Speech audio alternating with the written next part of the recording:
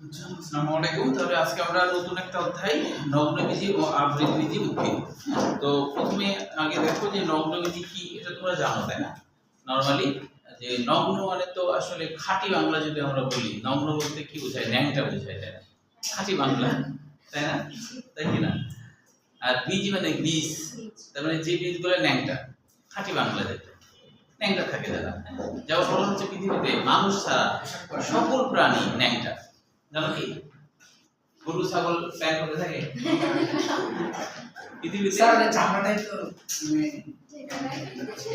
না, কিন্তু তারপরেও তো ওদের হচ্ছে যে পোশাক পায়খানার যে জায়গাগুলো ওগুলো তো আর ঢাকা থাকে না আসলে অ্যাকচুয়ালি, তাই না? ঠিক কি না? তো তার মানে হচ্ছে যে পৃথিবীতে শুধু মানুষই হলো যে ন্যাংটা না, তাছাড়া তাও অবশ্য ছোটবেলায় ন্যাংটা থাকে যখন হয় তখন, তাই না? কঙ্কাল হ্যাঁ হ্যাঁ, কঙ্কালের আসলে ঢাকার কিছু নাই। হ্যাঁ, উৎসর্জন করা হয়েছে। ও কি আর থাকে রাখবে, ওর তো ঢাকার কিছু নাই, তাই না? এই জন্য আচ্ছা, তারপরে এর উপরে অনেক অত্যাচার হয়, দেখতে পাচ্ছ, তাই না? অত্যাচারে মানে জর্জরিত আর কি। আচ্ছা, তাহলে নগ্নবীজি মানে বুঝতে পেরেছো? যেমন সাইকাস, ফাইনাস, নেটাম, কিছু উদ্ভিদ আছে যাদের হচ্ছে কি হয়, বীজ হয় কিন্তু ফল হয় না, বীজ হয় কিন্তু ফল হয় না। না না হওয়ার কারণ কি? আমরা জানি যে এটা আম জাম কাঁঠাল হলে, আম জাম কাঁঠাল লিচু, এদের যেটা হয় সেটা হলো এদের হচ্ছে একটা গর্ভাশয় থাকে, এদের একটা গর্ভাশয় থাকে। হ্যাঁ, এটা বলা হলো আবৃতবীজি উদ্ভিদ। আবৃতবীজি মানে কি? যে বীজটা আবরণ যুক্ত। হ্যাঁ, ফল হয়, বীজও হয়, যে বীজের উপরে আবরণ আছে তাকে বলা হয় আবৃতবীজি উদ্ভিদ। ঠিক আছে? আম জাম কাঁঠাল সবাই কি বীজের উপরে একটা আবরণ আছে, তাই না? তো সেক্ষেত্রে যেটা হয় সেটা হলো যে এদের হলো একটা ভিতরে একটা ডিম্বক থাকে, একটা ধরো ডিম্বক আছে ভিতরে, এটা মনে করো সেই ডিম্বক। নিষেক্রিয়া যখন হয়, যখন নিষেক্রিয়া হয় তখন এই ডিম্বকের ডিম্বাণুর সাথে নিষেক্রিয়া ঘটে, ঘটলেই এই গোটা জিনিসটা বীজে পরিণত হয়ে যায়, শক্ত হয়ে বীজে পরিণত হয়ে যায়। আর এই যে আশপাশে যে জায়গাটা আছে, এই জায়গাটা ফলে পরিণত হয়, আশপাশে যে জায়গা আছে এটা ফলে পরিণত হয়ে যায়। তাহলে বীজ এবং ফল দুটাই হলো তো, কিন্তু যারা হলো নগ্নবীজি হয় তাদের যেটা হয় যে শুধু ডিম্বক থাকে তাদের, এরকম ধরো ডিম্বক, এরকম ডিম্বক থাকে, অনেকগুলো ডিম্বক থাকতে পারে। এই যে ডিম্বক, এটা কি ডিম্বক? এর সাথে কিন্তু এরকম গর্ভাশয় নাই, শুধু ডিম্বক আছে। এদের নিষেক্রিয়া ঘটলে ডিম্বকটা বীজ হয়ে গেল, কিন্তু এর আশপাশে তো গর্ভাশয় নাই, এটা যেমন ছিল, তাই না? নাই তো, তাহলে আর ফল হওয়ার কোনো সুযোগ নাই। বুঝতে পারছো? তো এটাই হলো আসলে যে নগ্নবীজি হওয়ার কারণ বা আবৃতবীজি হওয়ার কারণ। আবৃতবীজির আরেকটা নাম হলো গুপ্তবীজি। আবৃতবীজির আরেকটা নাম কি? গুপ্ত। গুপ্ত মানে কি? লুকায়িত, মানে যে বীজটা ঢেকে আছে, মানে লুকায়িত আছে, তাই না? সেটাই হলো গুপ্তবীজি। তো তাহলে আমরা অন্তত এটা বুঝলাম নগ্নবীজি কি, আবৃতবীজি উদ্ভিদ কি। এই নগ্নবীজি উদ্ভিদের আলোচনা করতে গেলে একটা গল্প মনে পড়ে। হ্যাঁ, শোনো, বেশ হাসির। সেটা হলো যে দুই বন্ধু, এক বন্ধু আরেক বন্ধুকে বলছে, আমার মামা বনে যে বন্দুক দিয়ে হরিণ শিকার করে। তো আরেক বন্ধু বলছে, এটা তো সহজ, আর আমার মামা বনে যে কথা দিয়ে বাঘ শিকার করে। তো এটা শুনে অবাক হচ্ছে যে কথা দিয়ে বাঘ শিকার করে, সেটা আবার কেমন? তো বলছে যে শোনো তাহলে কেমন। একদিন মামা বনে গেছে, তো এই সময় একটা বাঘ মামাকে দেখে, মামার হাতে অস্ত্র নাই, কিচ্ছু নাই, বাঘ দেখে খাওয়ার জন্য কাছে আগে আসছে। খাওয়ার জন্য যখন সামনে দাঁড়ালো, যখন কেবল খাবার জন্য লাফ দিবে, এই সময় মামা বাঘকে এমন একটা কথা বললো, যেই কথা শুনে বাঘ মারা গেল। তো বলছে কি কথা? তো বলছে, বাঘ বললো, এই কি মামা বাঘকে বললো, ও মামা, বাঘ মামা তুমি ন্যাংটা, যেই কথা বললো বাঘ লজ্জায় মরে গেল। বাস্তবে তাই হবে, বাঘ লজ্জায় মরে গেছে। তার মানে এতদিন জানতো না যে ন্যাংটা, লজ্জায় মরে গেছে। এরকম আর কি, আতঙ্কে পাগল হয়ে গেছে। আতঙ্কে পাগল হয়ে গেছে যে আমি ন্যাংটা, তাই না? তো আসলে তো এটা গল্প তাই। তাহলে এদের গর্ভাশয় না থাকার কারণে কারণে এদের হলো ফল হয় না, তাই না? আর এদের আশপাশে এটা হলো গর্ভাশয় থাকার জন্য এদের ফল হয়। এটাই হলো নগ্নবীজি আবৃতবীজির মূল বিষয়। এখান থেকে একটা কোশ্চিন পরীক্ষায় রাজশাহী বোর্ড 21 সালে আসছিল, ফুল কি? ফুল কাকে বলে? ফুল কাকে বলে? অন্য বই আছে, একটু লিখে নিতে পারো। ফুল কাকে বলে? প্রজননের উদ্দেশ্যে পরিবর্তিত বিশেষ ধরনের বিটপি হলো ফুল। ফুল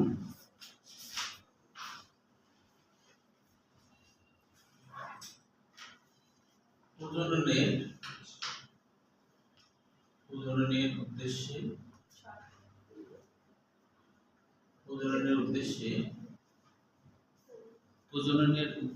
পরিবর্তিত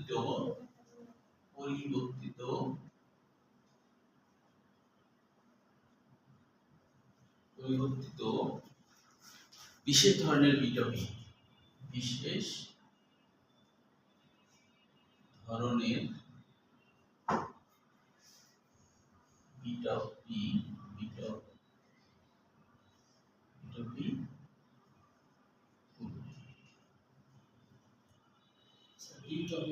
বলি। বিটপটা কি?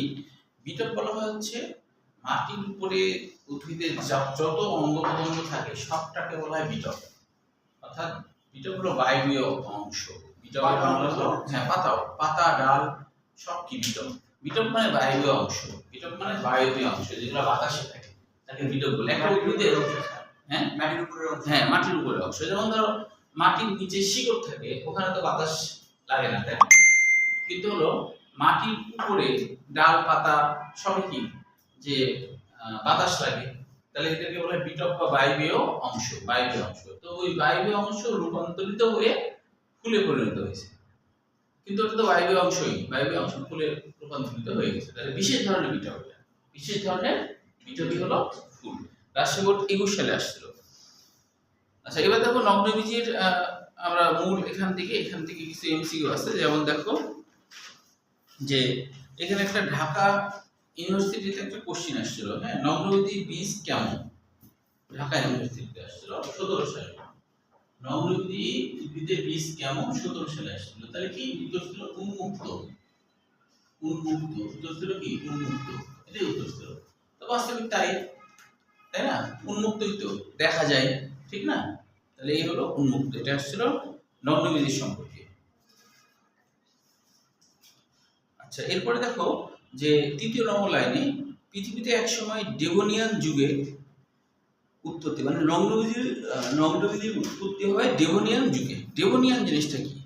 ডেভোনিয়ানটা হলো ইংল্যান্ডের একটা শহর, নাম হলো ডেভেন। ইংল্যান্ডের একটা শহরের নাম ডেভেন, হ্যাঁ। তো এই শহরে একসময় এই শহরের অনেক জীবাশ্ম পাওয়া গেছিল, বুঝছো? অনেক জীবাশ্ম পাওয়া গেছিল।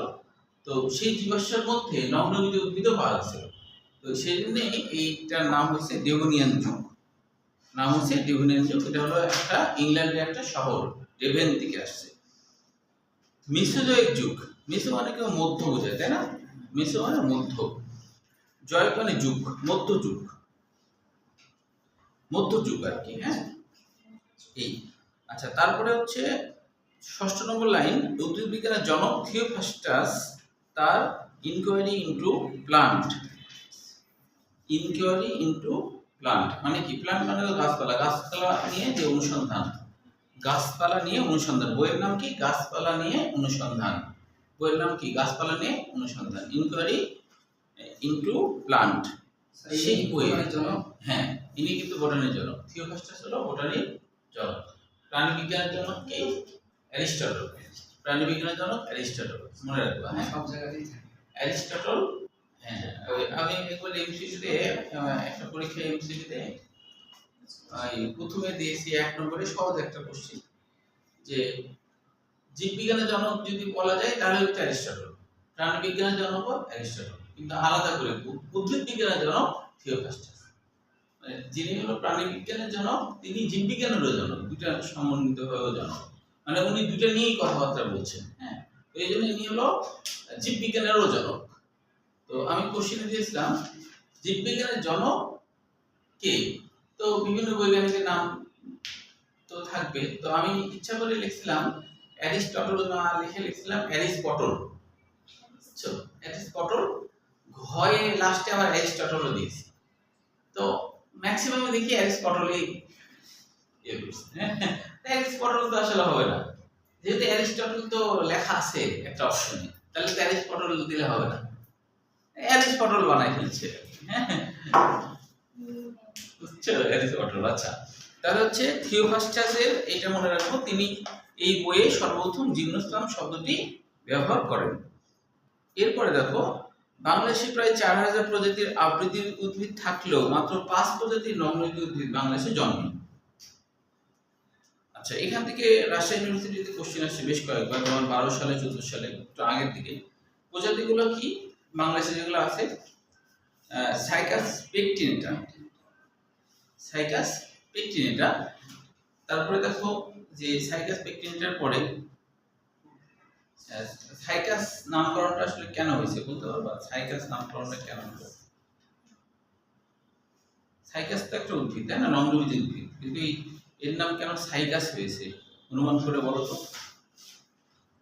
সাইকাস নামকরণের কারণ কি অনুমান করে বলা যাবে? হ্যাঁ, বলো তো। সাইকাস নামকরণটা হচ্ছে, সাইকাসের বাংলা অর্থ যে খেজুর গাছ তুল্য, মানে খেজুর গাছের মতো দেখতে। এর বাংলা অর্থ খেজুর গাছ তুল্য। সাইকাসের বাংলা অর্থ খেজুর গাছ তুল্য, মানে খেজুর গাছের মতো দেখতে কিছুটা। পেকটিনেটা নামকরণ কেন হয়েছে? পেকটিনেটা মানে চিরুনি সদৃশ, পেকটিনেটা মানে চিরুনি সদৃশ, পেকটিনেটা মানে চিরুনি সদৃশ, চিরুনি সদৃশই তো আসলে, তাই না? সাইকাসের যে পাতা, মধ্যশিরার দুই পাশে চিরুনির মতো চোখা চোখা অনেক কিছু বের হচ্ছে না, পত্রগুলা, তো এই জন্য এর নাম পেকটিনেটা হয়ে গেছে, মানে চিরুনি সদৃশ। বুঝছো? তাহলে এটা খুবই গুরুত্বপূর্ণ। এটাই রাজশাহী ইউনিভার্সিটি 12 আর 14 সালে আসছিল। সাইকাস পেকটিনেটা চট্টগ্রামের বাড়িয়াডালা পাহাড়ি এলাকায় জন্মে। এই কোনটা চট্টগ্রামের পাহাড়ি এলাকায় জন্মে সাইকাস পেকটিনেটা জন্মে। এছাড়াও পডোকার্পাস নেরিফোলিয়াস বাংলাদেশে একটি বাঁশপাতা নামে পরিচিত। তো আসলে পডোকার্পাস মানে হলো বাঁশপাতা বোঝায় আর কি, হ্যাঁ। আর নেরিফোলিয়াস মানে হলো যে শোভাবর্ধক বুঝো তো, সৌন্দর্য বোঝায় আর কি, হ্যাঁ। শোভাবর্ধক বা সৌন্দর্য, সুগন্ধি বা শোভাবর্ধক এরকম বোঝায়। তো এইটা হচ্ছে পাওয়া যায়। এছাড়া বাংলাদেশের বাঁশপাতা নামে পরিচিত। কোথায় কোথায় জন্মে? চট্টগ্রাম, কক্সবাজার, সিলেট বনাঞ্চলে পাওয়া যায়। এরপরে দেখো, নেটাম নামক একটি কাষ্ঠল লতানো উদ্ভিদ। নেটাম নামক একটি কাষ্ঠল লতানো উদ্ভিদ। নেটামের কিন্তু বাংলা অর্থ ফুলের মতো। এদের যে পুং জননাঙ্গ হয় সেটা দেখতে ফুলের মতো লাগে, এই জন্য নাম হচ্ছে নেটাম। তো বলছে যে এই নেটাম নামক কাষ্ঠল লতানো উদ্ভিদ সিলেট, চট্টগ্রাম, চট্টগ্রাম, কক্সবাজার জন্মে। কোথায় জন্মে এটা মনে রাখবো। এরপরে এটা খুবই গুরুত্বপূর্ণ। কাষ্ঠল মানে কাঠ, শক্ত। কাষ্ঠল মানে কাঠ বা শক্ত। কাষ্ঠল মানে কাঠ। যেমন ধরো, তুমি যদি বলো যে ফুলকপি, তারপরে কচু, এগুলো কি কাষ্ঠল? নরম, তাই না? কেউ যদি মনে করো মনের দুঃখে কচুর গাছের সাথে গলায় দড়ি দেয়, হবে? না, কচুর গাছ ধরো, হ্যাঁ দড়ি বাঁধতে হবে না, টাইট করে বাঁধলেও কোনো মতে অন্য দেখা যাবে না, হ্যাঁ দেখা যাবে। কারণ তার মানে ওটা কাষ্ঠল না, শক্ত না, হ্যাঁ। তো আরো শক্ত না, যেমন কলা গাছ, শক্ত না, তাই না? কলা গাছের সাথেও দড়ি দিলে মনে হবে না, তাই না? অর্থ কথা না, ভেঙে যাবে, তাই না? এইগুলো হলো কাষ্ঠল না। হ্যাঁ, আম গাছে দিলে তো হবেই। যার যে আর কি মানে মরার উদ্দেশ্য না, মানে ভয় দেখানোর উদ্দেশ্য, সে এগুলা করবে। যার আর কি তোমার মরার ঠিক উদ্দেশ্য না, ভয় দেখানোর উদ্দেশ্য হবে আর কি, সে এটা করতে পারে, তাই না? আচ্ছা, এবার দেখো যে নেটামের 2-3টা প্রজাতি আছে, 3টা প্রজাতি আছে। এই 3টা প্রজাতি মনে রাখবো। দেখো, একটা হলো নেটাম মন্টেনাম, মন্টেনাম নামকরণটা কেন হয়েছে না, মন্টেনাম মানে হলো হিমালয়। হিমালয় মানে পাহাড় পর্বত এগুলো আর কি। তো হিমালয় হচ্ছে, হ্যাঁ হ্যাঁ ওরকমই। তো মাউন্টেন থেকে মন্টেনাম অর্থাৎ হলো হিমালয়, মানে হিমালয় অঞ্চলে এগুলো জন্মায়, হিমালয় অঞ্চলে এগুলো জন্মায়, এই জন্য নাম হচ্ছে মন্টেনাম। তারপরে দেখো অবলঙ্গাম। অবলঙ্গাম নামকরণটা কেন হয়েছে, যে আরোহণ উদ্ভিদ। অবলঙ্গাম মানে আরোহণ উদ্ভিদ, মানে এই উদ্ভিদ যেখানে থাকে সেখানে দেখা যায় অন্যান্য কিছু লতানো উদ্ভিদের গায়ের সাথে উঠে উঠে আর কি, এই জন্য নাম হলো আরোহণ উদ্ভিদ।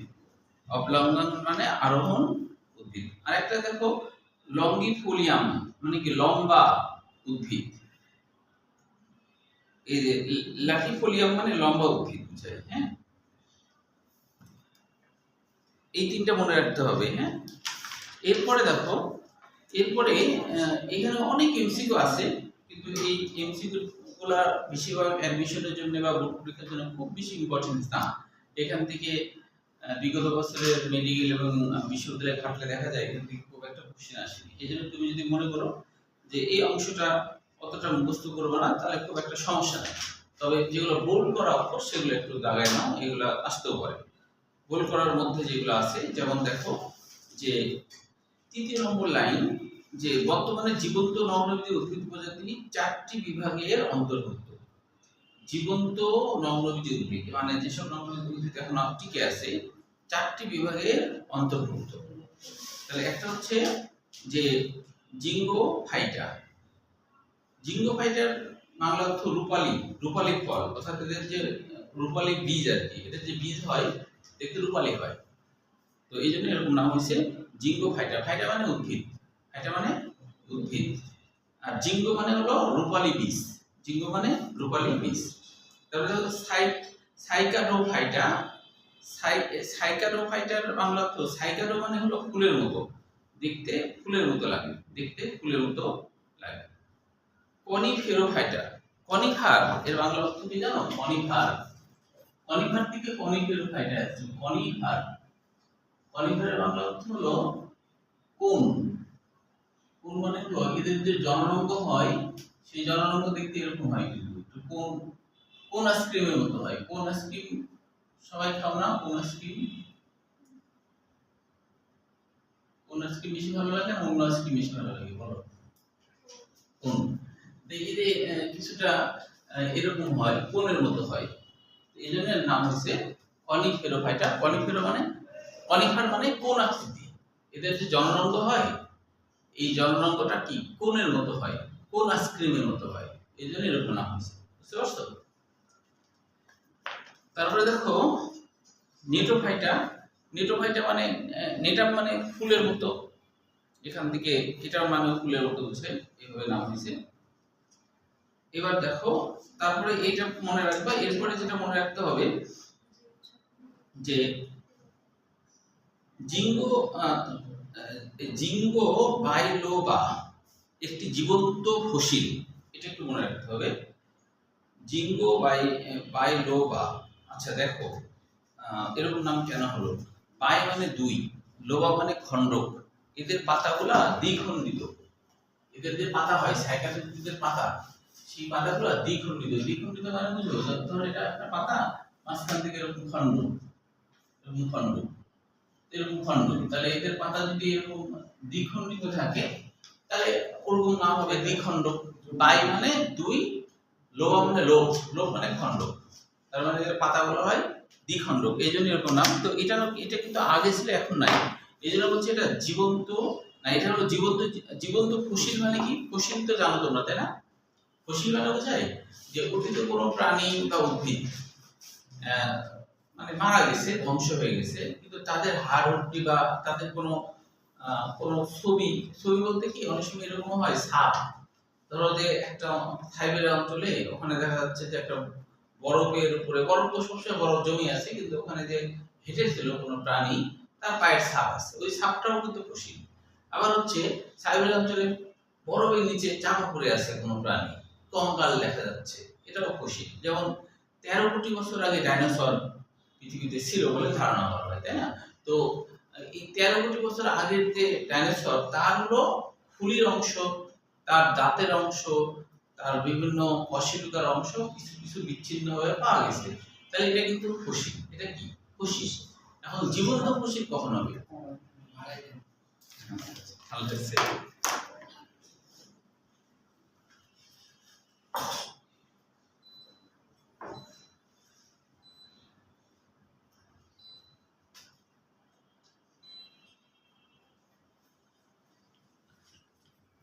তাহলে এখন এটা গেল ফসিল। এখন জীবন্ত ফসিল কি?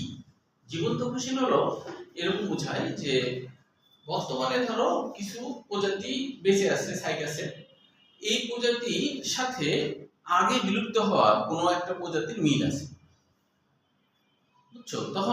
তখন হলো বৈজ্ঞানিক বলছে এই যে এখন যে প্রজাতি আছে এরকমই প্রজাতি, এরকমই লগ্নবিধি এক ধরনের প্রজাতি ছিল, অতীতেও ছিল, কিন্তু তারা বিলুপ্ত হয়ে গেছে, কিন্তু এইটা যে আছে সেটা ওইটার মতো, তাই তখন এটাকে বলা হয় জীবন্ত ফসিল। তাই এটাকে বলা হয় জীবন্ত ফসিল।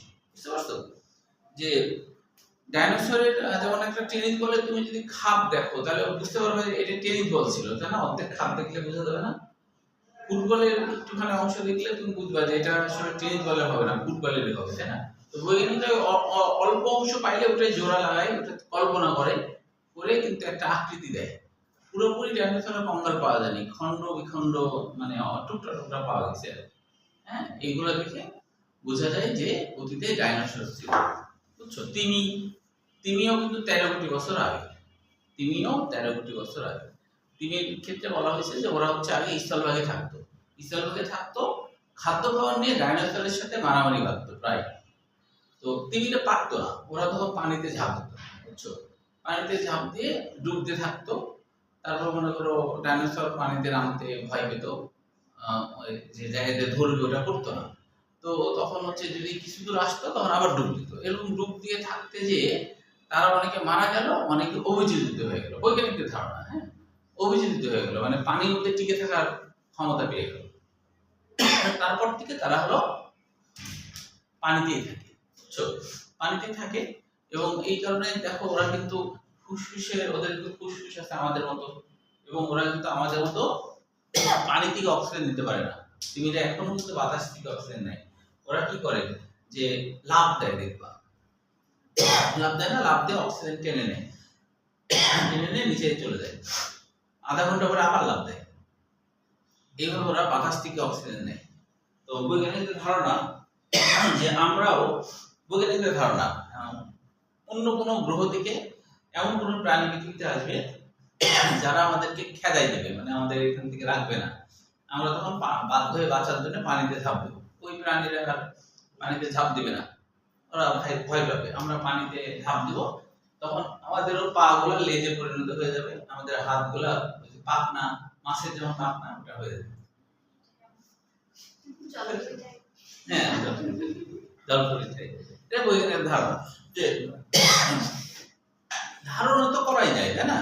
এখন ধরো যে তুমি তো আর বৈজ্ঞানিক না, তুমি কোনো ধারণা, তোমার ধারণা যদি সত্য হয় তাও বলবে পাগল, তাই না?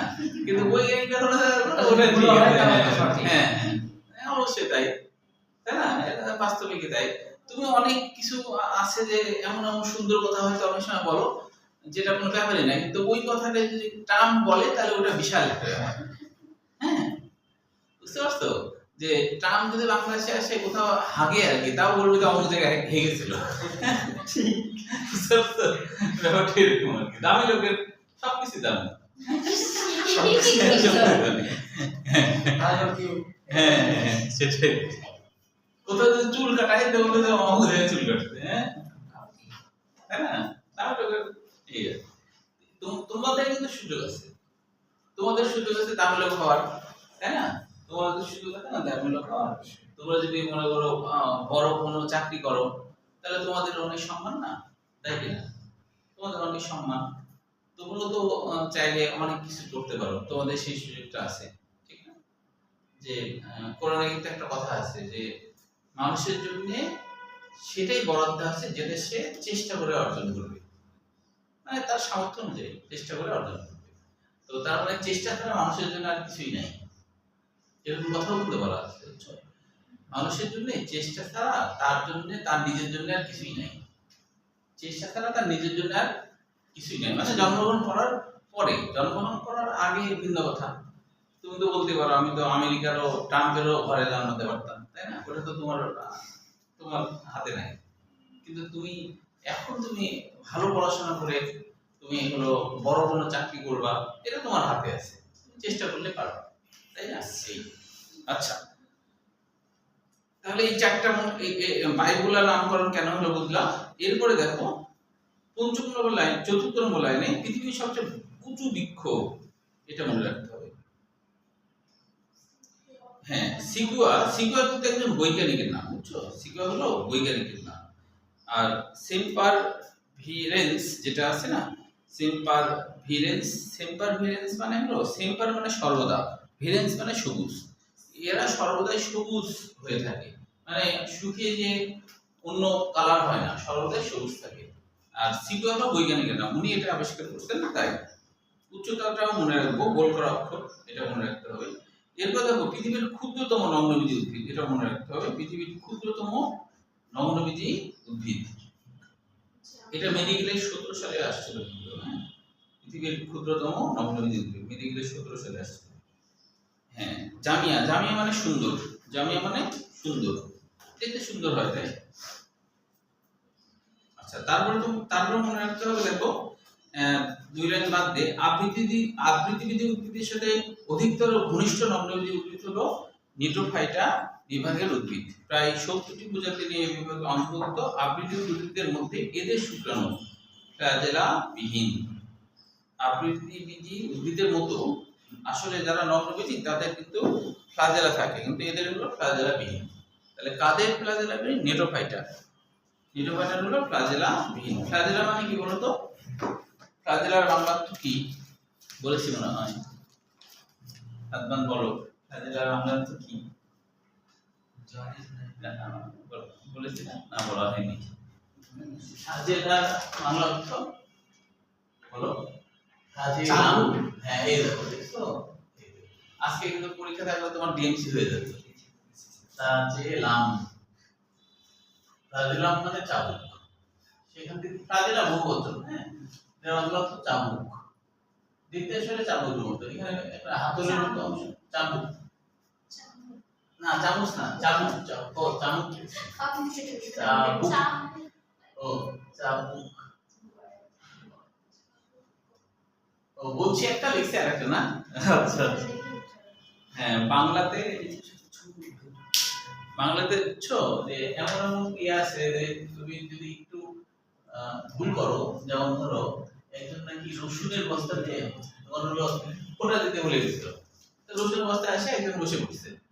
এখন হচ্ছে যে বসে বললে, এখন লোকটা এসে বলছে ভাই আপনি আমার রসুনের বস্তায় বসছেন কেন? তো যে ভাই আপনি তো লিখে রাখতেন তো তাই তো,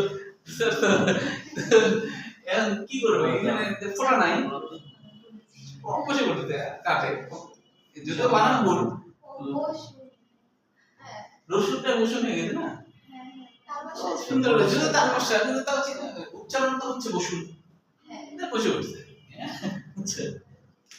যেমন তোমাদের এটা বলছিলাম কিনা, একবার হচ্ছে পরীক্ষা আসছিল না, পদ কাকে বলে, কথা বলতে হবে কি কি, তো এইটা প্রিন্টিং মিস্টেক হয়ে ভুল করে এখানে একটা আকার হয়ে গেছে, তাহলে চিন্তা করো কি হবে, এরকম আকার হয়ে গেছে, প্রিন্টিং মিস্টেক হয়ে গেছে, আকার হয়ে গেছে।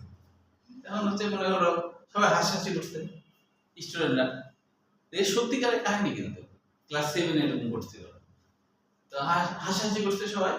আর তখন স্যার বলে তোমরা হাসাহাসি করছো কেন, সেই এটা সেটা, তখন বলছে যে এই কাহিনী, তো তখন বলছে এটা তো বুঝতে পারছো, এটা বাংলা সেকেন্ড পার্ট পরীক্ষা যেহেতু, সেটা বুঝতে পারছো এটা ইয়ে হবে, আকার হবে, প্রিন্টিং মিস্টেক। তো একটা সিলেবাস শুনছিল না, বুঝছো, মানে অনেক সময় থাকে না অমনোযোগী থাকে, ও শুনিনি, ও 1-1.5 ঘন্টা পরে ওর কাছে কোশ্চিনটা চোখে পড়ছে, তখন ও বুঝছে যে এটা তো ভুল হবে হয়তো, তখন স্যার বলছে স্যার আর জানে না যে ও কোনটা জিজ্ঞেস করছে, স্যার মনে করছে এমনি অন্য কিছু জিজ্ঞেস করছে, না ওটা তো ঠিক করেই দিয়েছি। তখন স্যার বলছে সারা বছর পড়াশোনা নাই, পরীক্ষার হলে আসে খালি স্যার করা যাচ্ছে, বুঝছো, ধমকে দেয় বলছে। তখন চিন্তা করছে তাহলে আর কি করা, এটাই লিখি। ও তখন এটাই লিখতে শুরু করছে সুন্দর করে। ও লিখছে যে হ্যাঁ এটা লিখছে এরকম, এর সংজ্ঞা কি করবে, লিখতে বলছে যে এর সংজ্ঞা। হ্যাঁ, তো এখন কারণ এইটুকু লেখাতেই কিন্তু শ্রাবণের ওই গন্ধ চলে আসছে, কারণ ও নাক ধরতেছিল। ও নাইট এরকম বললো তো, ও ঠান্ডা লাগছে। আচ্ছা আচ্ছা, তাহলে দেখো যে এরপরে ফ্লাজেলা বিন, এই উদ্ভিদটা এটা হলো ঢাকা ইউনিভার্সিটিতে 19 সালে আসছিল। ওয়েল উইসিয়া, এটা কিন্তু উচ্চারণটা একটু ভালো করে না উচ্চারণ না করলেও হবে, এমসিকিউ যদি হয়। ওয়েল উইসিয়া, ওয়েল উইসিয়া, উচ্চারণটা হলো ওয়েল উইসিয়া। এটা কিন্তু ওয়েল উইসিয়া কিন্তু একজন বৈজ্ঞানিক, বুঝছো? এর হলো একজন বৈজ্ঞানিকের নাম। ওয়েল উইসিয়া কি একজন বৈজ্ঞানিকের নাম। হ্যাঁ, আর তারপর হলো যে মিরাবিলিস, মিরাক্কল থেকে মিরাবিলিস আসছে, মিরাক্কল থেকে মিরাবিলিস। মিরাক্কল মানে কি বলো তো? মিরাক্কল মানে কি? আশ্চর্য। শ্রাবণী তো ভালোই দেখছো, এক্সট্রাঅর্ডিনারি। কিন্তু এক্সট্রাঅর্ডিনারি ওইও এক্সট্রাঅর্ডিনারি, তোমরা পারো না, ও পারছে, তাই না? হ্যাঁ, এক্সট্রাঅর্ডিনারি। তাহলে মিরাবিলিস, মিরাক্কল থেকে মিরাবিলিস, তার মানে কি বৈজ্ঞানিকের নাম ওয়েলুসিয়া, মানে তিনি আবিষ্কার করতেন এবং বলছেন যে এটা খুবই মিরাক্কল, খুবই আশ্চর্যজনক সুন্দর, এইভাবে নামকরণ হচ্ছে। এইটার হলো পুংকোণ, দেখতে ফুলের মতো, ফুলের মতো বলি মিরাবিলিস। ঠিক আছে? আচ্ছা, এই উদ্ভিদের পাতা দুইটি পাতা থাকে। তারপরে হলো এটা মনে রাখবা, তারপর হলো ইফ্রেডা উদ্ভিদে দ্বিনিষেক দেখা যায়। আচ্ছা, দ্বিনিষেকটা কি এটা একটু দেখো। দ্বিনিষেক সম্পর্কে কার জানা আছে? ইফ্রেডা কিন্তু বাংলা অর্থ লতানো উদ্ভিদ। ইফ্রেডার বাংলা অর্থ লতানো উদ্ভিদ।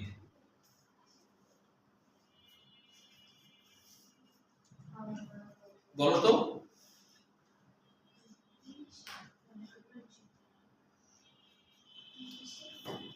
দ্বিনিষেক জিনিসটা কি? দুইবার, হ্যাঁ দুইবার নিষেক ঘটবে এরকম, তাই না? দেখো খেয়াল করো দ্বিনিষেকটা কিভাবে দেখায়।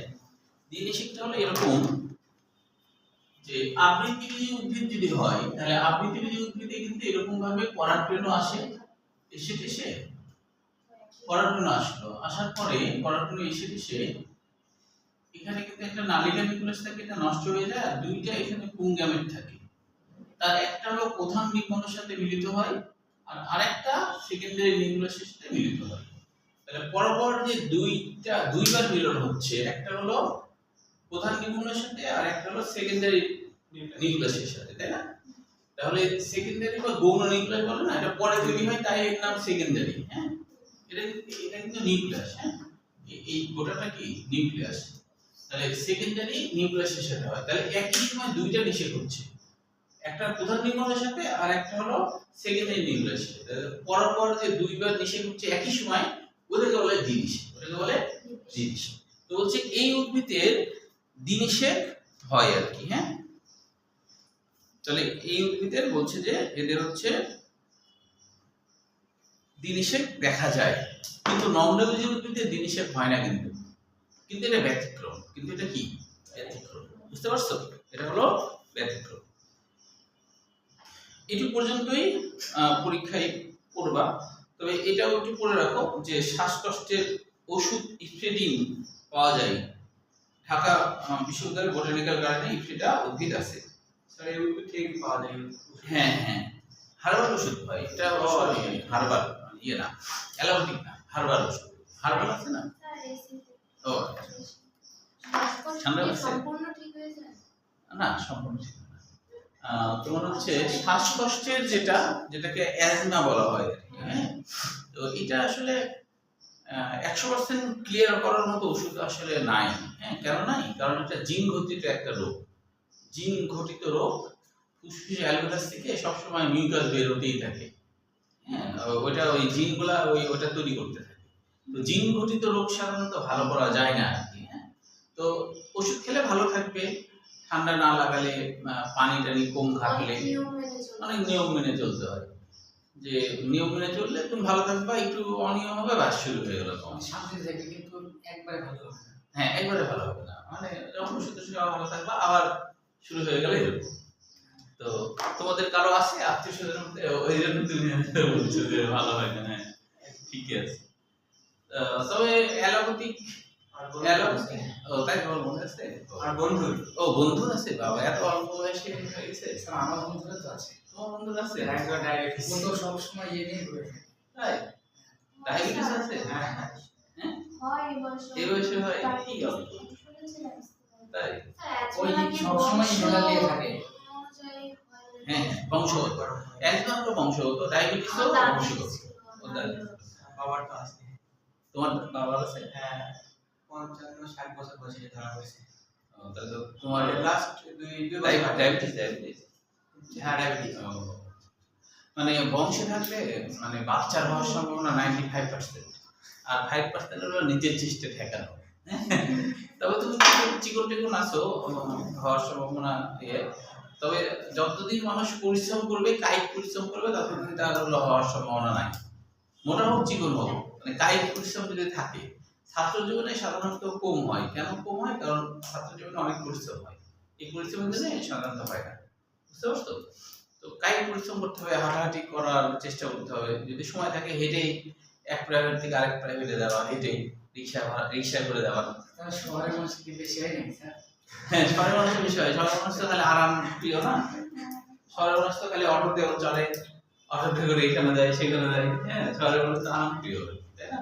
ইয়ে তবে ইয়ে ওই অ্যাজমার জন্য তোমার হোমিওপ্যাথিক একটা কথা আছে, যার নাই কোনো গতি সে খাই হোমিওপ্যাথি। এরকম কথা আছে। হ্যাঁ, মোনাস তো অ্যালোপ্যাথিক ওষুধ। মোনাস হচ্ছে অ্যালোপ্যাথিক, ওটা সারা জীবন খেতে হয়। হ্যাঁ, সারা জীবন খেতে হয়। পার্শ্ব প্রতিক্রিয়া। হ্যাঁ, কিন্তু অ্যালোপ্যাথিক ওষুধে পার্শ্ব প্রতিক্রিয়া থাকে, হোমিওপ্যাথিক ওষুধে সেরকম পার্শ্ব প্রতিক্রিয়া নেই। তবে হোমিওপ্যাথি ওষুধ তো খুব ধীরে ধীরে কাজ করে। ধীরে ধীরে কাজ করে, তবে কাজ খুব ভালো করে। হ্যাঁ, কাজ ভালো কাজ করে না। এই ধীরে কাজ করে হলো আসলে ডাক্তার, হোমিওপ্যাথিকে ডাক্তার ভালো নাই তো, ভালো ডাক্তার হোমিওপ্যাথিক নাই। তো ওই জন্য আমাদের সঠিক ওষুধ দিতে পারে না তো।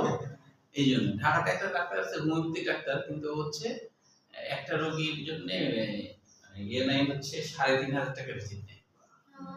স্যার রাজশাহীতে একজন আছে না যে কি হা বললে নাকি বলে দেয় ও হ্যাঁ হ্যাঁ, হা করলে আছে, বাটার মোড়ে একটা আছে। তো মনে করো যে একদিন যা শখ আছে একদিন যাবা, মানে ও কি ওই ডাক্তার হচ্ছে, তুমি মনে করো তোমার কি হয়েছে ওটা ভালো করে না শুনে ওষুধ দিলে কিন্তু কাজও দেবে, না শুনে ওষুধ দেবে কিন্তু কাজও দেবে। আমি একদিন ওদের কথা বলছি, আমি একদিন বলছি যে মানে একটা মহিলা পলিপাস হয়েছে নাকি। তো মহিলাটা বলছে যে আমার হচ্ছে নাকি পলিপাস হয়েছে, আমার এই আরো অনেক কিছু বলছে। ওর ওষুধ দিয়ে আসি কমপ্লিট, হাতে ওষুধ ধরা দিয়ে বলছে কি 2টা করে পড়ি দিনে 3 বার। তো ওই মহিলা হয়ে গেছে, মহিলাটা বলছে যে আপনি তো আমার সব কথা শুনলেন না, আমি তো এখনো বলেই যাচ্ছি, আর আপনি আগে আমার ওষুধ খেয়েছিলেন। হ্যাঁ, ডাক্তার উল্টা খেপে গেছে ওই মহিলাটার উপরে। তোমাদের বয়সে হবে হয়তো, মানে মেয়ে বলা যায়। তো ডাক্তার উল্টা ওর উপর খেপে গেছে, খেপে গেছে বলছে আপনি কি বলবেন, আপনি যা বলবেন তা কিন্তু আমি বলতে শুরু করি 3 দিন লাগবে। এইভাবে করে দেখাচ্ছে ওই ডাকুর। মানে তার মানে কি তোমার মনের কথা 3 দিন ধরে লাগবে বলতে, বলে ফেলতে আর কি কি হয়েছে না হয়েছে। তা আমি ওখানে ছিলাম, আমার মার চিকিৎসা ওনার কাছে করাই। আমি শুনে তো আমি তখন বলছি যে কিন্তু আমি তো জানি হোমিওপ্যাথি হলো লক্ষণ জিজ্ঞাসা করে চিকিৎসা। যে এই কথা বলছে আমার উপরে খেপে গেছে, খেপে যে বলছি এসব কথা আমাকে বলে লাভ নাই, একটা রুগী আছে মুখ হা করলে আমি বুঝে ফেলি ওর কি লক্ষণ আছে, হা করলে বলে বুঝে ফেলে। তো তোমরা যাবা, তোমরা দেখে কোনো কিছু বলবো না, তাহলে হা হা করবে। কোথায় স্যার? হ্যাঁ, বাড়ির মোড় কোথায়? এই যে বাটার মোড়ের জিলাপির দোকানের সামনেই, ও আচ্ছা। জিলাপির দোকানের সামনে একটাই হোমিওপ্যাথিক দোকান আছে, নাম কি? মাহমুদ। স্যার ওখানে অ্যাডমিশন হওয়ার পরে টাকা লেখা আছে। কি জানি একটা কোচিং। ও হ্যাঁ, এটা কোচিং আছে। হ্যাঁ হ্যাঁ, দেখছো না? হ্যাঁ, তো ওই মানে ওই হাসি লাগে তো, মানে শুনতে চাই না, শোনার আগে মনে করবো যে আমার একবার কাশি হয়েছে, তো অ্যালোপ্যাথিক খেয়ে কমিনি কাশি, মানে অনেকদিন ধরে কাশি ছিল। তো ওই তোমার হচ্ছে অ্যান্টিবায়োটিক খাইছি, অ্যান্টিবায়োটিক তারপরে সিরাপ কিনছিলাম, তো তখন মনে করলাম যার নাই কোনো গতি সেখানে হোমিওপ্যাথিতে হোমিওপ্যাথি, তো আমি গেছি। এখন হচ্ছে যে কাশির জন্য ওষুধ দিচ্ছে, একবার দিছে, দিয়ে কমেনি, কিন্তু কোনো কাজ করেনি। দ্বিতীয়বার আবার গেছে, বলতে যে আপনি আমাকে যে ওষুধ দিচ্ছেন কোনো কাজ করেনি। তা আমি আবার বলছি আমার একটা কলিগ হচ্ছে হোমিওপ্যাথিক মেডিকেলে পড়ে, ও আবার হোমিওপ্যাথিক মেডিকেল টিচার, তো পরে তো ও আমাকে বললো যে ক্যালকেরিয়া ফস খেলে নাকি কাশি 2-1 দিনের মধ্যে ঠিক হয়ে যাবে। এটা আমি আবার ওকে বলছি, হ্যাঁ, তো চুপ করে আছি, কিছু বলছি না। আমি হচ্ছে যে ক্যালকেরিয়া ফস খেলে কি 2-1 দিনের মধ্যে ভালো হবে, যে এটা বলছি ও খেপে গেছে। খেপে দিয়ে বলছি কি না বলতে পারবো না, আমি তো লেখাপড়া করিনি। মানে হচ্ছে লেখাপড়াই করিনি, দিয়ে তারপর মনে করো যে এইবার যে ওষুধটা দিছিল ওইটা খায় 24 ঘন্টার মধ্যে আমার কাছে ঠিক হয়ে গেছে। রাখাই দিছি তো ভালো ওষুধ দিতে, বুঝছো? হ্যাঁ, খেপে গেছে এই জন্য। আচ্ছা, তাহলে এখানে ইফিডিয়া এই কতদূর পর্যন্ত বললাম? বোটানিক্যাল গার্ডেনে ইফিডিয়া উদ্ভিদ আছে এই পর্যন্ত। আচ্ছা, এখানে বোল্ড করা অক্ষরগুলো একটু জোর দিয়ে পড়বা, অন্যগুলো অতটা জোর দিয়ে না পড়লেও চলবে। বোল্ড করা যেগুলো আছে, হ্যাঁ। এবার দেখো নিচের দিকে 3টা মনে রাখতে হবে, যে এই যে সিকুয়া সেম্পার ভিরেন্স, এটা তো আমরা আগে বললাম। এটা হচ্ছে কোথায় আছে এবং এটার কত মিটার উচ্চতা। তারপরে দেখো যে এই যে সরিয়া, যেটা সরিয়া কিন্তু একটা বৈজ্ঞানিকের নাম, বুঝছো? সরিয়া হলো একজন বিজ্ঞানীর নাম। এটা আবৃতবীজী উদ্ভিদ, উচ্চতা কত, উচ্চতাগুলো মনে রাখতে হবে। তারপরে আরেকটা উদ্ভিদ 1, 2, 3 পর্যন্ত বললেই হবে, 1, 2, 3, অন্যগুলো লাগবে না। নগ্নবীজী উদ্ভিদের বৈশিষ্ট্য, এখান থেকে বিগত 6 বছরে 13টা কোশ্চেন আসছে শুধু নগ্নবীজী উদ্ভিদের উপরেই, শুধু নগ্নবীজী উদ্ভিদের উপরে বিগত 6 বছরে, না এই অ্যাডমিশনে বিগত 6 বছরে শুধু নগ্নবীজী উদ্ভিদ থেকে 13টা কোশ্চেন আসছে, আমি গুনে দেখলাম। তাহলে কত হচ্ছে? হ্যাঁ, বিগত 6 বছরে মেডিকেল এবং বিশ্ববিদ্যালয় মিলিয়ে আর কি, মেডিকেল বিশ্ববিদ্যালয় মিলিয়ে বিগত 6 বছরে 13টা কোশ্চেন শুধু নগ্নবীজী থেকে আসছে। তাহলে কত ইম্পর্টেন্ট দেখো, এখানে আমি দাগে রাখছি কি কি কোনগুলো আসছে। যেমন দেখো নগ্নবীজী উদ্ভিদ বৈশিষ্ট্য, নগ্নবীজী উদ্ভিদ বহু বর্ষজীবী। বহু বর্ষজীবী মানে জানো তো যে উদ্ভিদগুলো অনেক বছর বাঁচে, তাই না? আচ্ছা, চিরসবুজ বলতে বোঝায় যে উদ্ভিদের পাতাগুলো কখনো ঝরে পড়ে না, সারা সময় থাকে আর কি। হ্যাঁ, অনেক উদ্ভিদ না পাতা ঝরে যায়, এটা তা হয় না। তার বলছে স্পোরোফাইট অসমরেণু কোষ। আচ্ছা, স্পোরোফাইট মানে কি? স্পোরোফাইট মানে হলো ডিপ্লয়েড উদ্ভিদ। স্পোরোফাইট মানে হলো ডিপ্লয়েড উদ্ভিদ, যারা হলো যাদের কোষে ক্রোমোসোমগুলো জোর বেঁধে বেঁধে থাকে তাদেরকে বলে ডিপ্লয়েড। ডিপ্লয়েডকে 2n দিয়ে চিহ্নিত করা হয় না, এই 2n দিয়ে চিহ্নিত করা হয়। তো একটা মানে অনেকগুলা ডিপ্লয়েড উদ্ভিদকে, অনেকগুলা ডিপ্লয়েড কোষকে একসাথে বলা হয় স্পোরোফাইট। অনেকগুলা ডিপ্লয়েড কোষকে একসাথে বলা হয় স্পোরোফাইট। তো স্পোরোফাইট অসমরেণু পশু, এটা আসলে মেডিকেল 20 সালে। অসমরেণু পশু মানে কি জানো? মানে হলো এদের যে পুং গ্যামেট হয় আর স্ত্রী গ্যামেট হয়, এরা হলো একই রকম দেখতে হয় না। যেমন হলো যে স্ত্রী গ্যামেট আকৃতিতে বড় হয়, পুং গ্যামেট আকৃতিতে অনেক ছোট হয়। এরকম হলে এটাকে বলা হয় অসমরেণু পশু। ঠিক আছে, এখানে দিয়েছে কিন্তু মাইক্রোস্পোর। মাইক্রো মানে ছোট, স্পোর মানে কি যে রেণু। স্পোরের বাংলা অর্থ রেণু বা অণুবীজ, রেণু বা অণুবীজ, যেটাতে পরবর্তীতে নতুন উদ্ভিদ হবে, এই জন্য নাম হলো স্পোর। মেগা মানে তো বড়। তারপরে দেখো আরেকটা কোশ্চেন আসছে যে রেণুপত্র বা স্পোরোফিল ঘনভাবে সন্নিবিষ্ট হয়ে স্টোপ্লাজম বা কোন তৈরি করে। এটা চট্টগ্রাম বিশ্ববিদ্যালয়ে 19 সালে আসছে, চট্টগ্রাম বিশ্ববিদ্যালয়ে 19 সালে। তাহলে এটা একটু বুঝি আমরা, রেণুপত্র বা স্পোরোফিল ঘনভাবে স্টোপ্লাজম গঠন করে। এটা যদি ওদিকে আসে তাহলে একটু তোমরা একটু দেখে নাও ছবিতে। হ্যাঁ, এই যে দেখছো না যে ভুট্টার মতো যে ছোট ছোট এই জিনিসগুলোকেই বলা হয় স্পোরোফিল।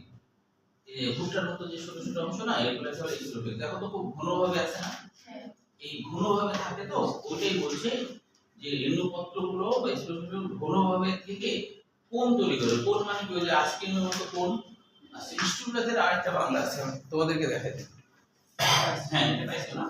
দেখো এই যে এই জিনিসগুলা ছোট ছোট যে অংশগুলো এগুলো স্প্রোফিল স্প্রোফিল ঘনভাবে আছে না থেকে কোন তৈরি করছে কোন মানে কি কোন আইসক্রিম মতো না কোন ওটা হচ্ছে ঠিক আছে আচ্ছা ইস্টোবিলাস নামকরণটা কেন হয়েছে ইস্টো মানে স্ট্রং বিলাস মানে সাজানো স্ট্রং ভাবে সাজানো স্ট্রং ভাবে সাজানো আচ্ছা তাই এইটুকুই থাক কারণ হলো 6টা বেজে গেছে আর অনেকে আসেও নি তো আজকে কমই পড়াইছি গল্প মনে হয় বেশি করলাম নাকি পড়াগুলো অনেক ভেতরে ভিতরে অনেক পড়া